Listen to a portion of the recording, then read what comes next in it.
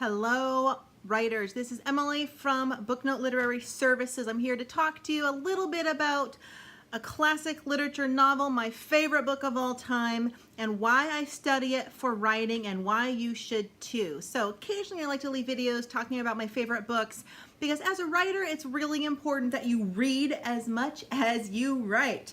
The better we read, the more exposure, the more we can study language.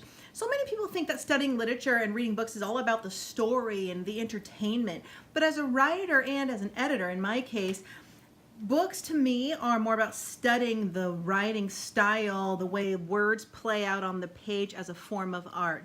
So let me talk to you about my favorite book of all time, A Christmas Carol by Charles Dickens, and I don't just mean the movie here. So this is my Easton Press leather-bound, gold-rimmed edges, illustrated by Robert Inkpen edition, limited edition. Absolutely beautiful, gorgeous book, very expensive. And so let me tell you a little bit about Christmas Carol and Charles Dickens. He's one of my favorite British authors, of course. And Charles Dickens, so A Christmas Carol, for example, was written in 1843.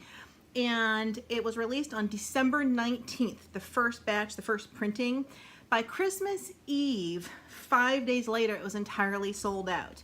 1 year later, the end of 1844, it had gone through 13 printings, all of which also sold out.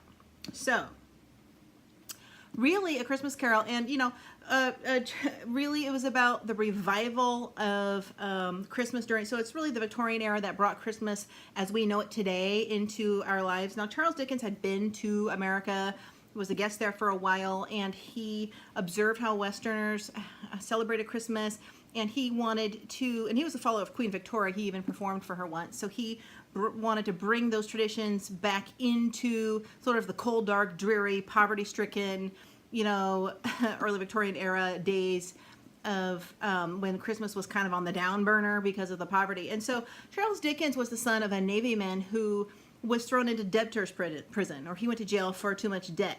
And so at the age of 12, he was left on his own, and he ended up doing sort of a page boy, selling papers on the street, eventually, stealing food, going through trash, eventually working for a newspaper, working his way up. And so that's why so many of his novels, such as Oliver Twist, Charles Dickens, really display the slavery sort of type environment that goes on in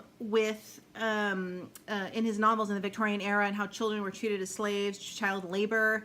So, but The Christmas Carol was really what we could say today brings us our Christmas traditions. I mean, there was a movie that was released last year, The Man Who Invented Christmas. I think Christopher Plummer might have been in it, so check that out. Really, it talks about this concept, but the thing about this book, and I want to read you a couple of passages, is so as a writer, you need to learn how to have excellent descriptive writing. Descriptive writing goes into describing, showing instead of telling. So your scenes, your settings, emotion. So really your words, how you use your words and your play on words have a lot to do with the success of your book. And what I love about A Christmas Carol is the wording, the writing. I mean, the story itself, the ghost, this and that, okay, fine, we get the whole concept, right? The story.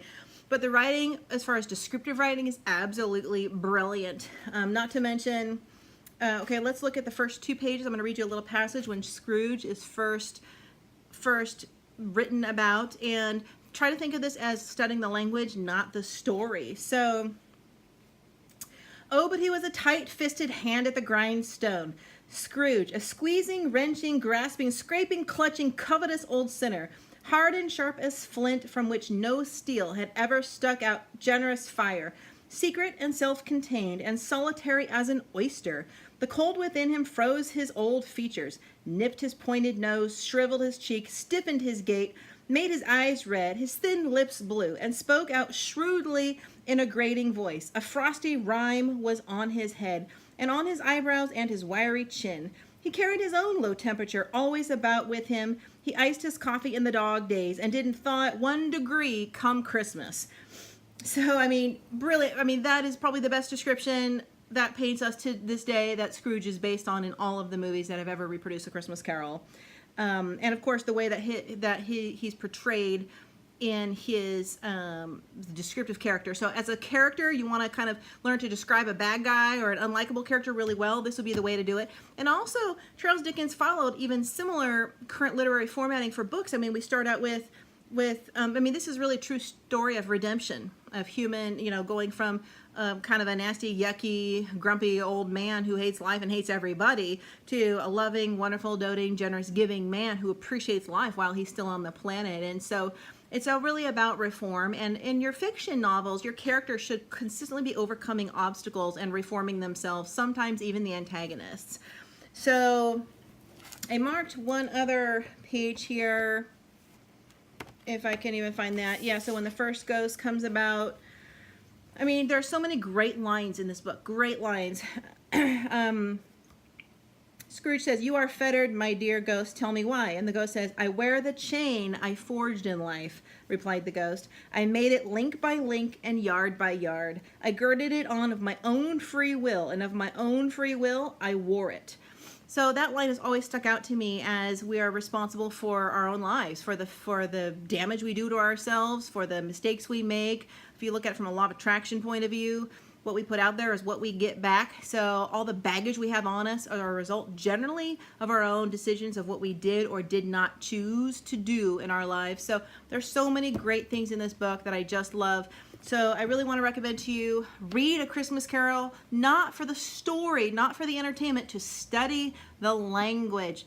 Absolutely, and you don't even have to wait until Christmas. Study the style of writing. It's beautiful, it's flowy, it's descriptive, it's catching, it's brilliant.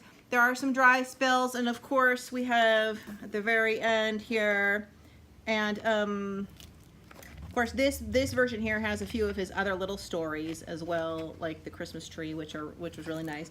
But of course, it ends with, "He had no further intercourse with spirits, but lived upon the total abstinence principle ever afterwards. And it was always said of him that he knew how to keep Christmas well. If any man alive possessed the knowledge, may that be truly said of us and of all of us."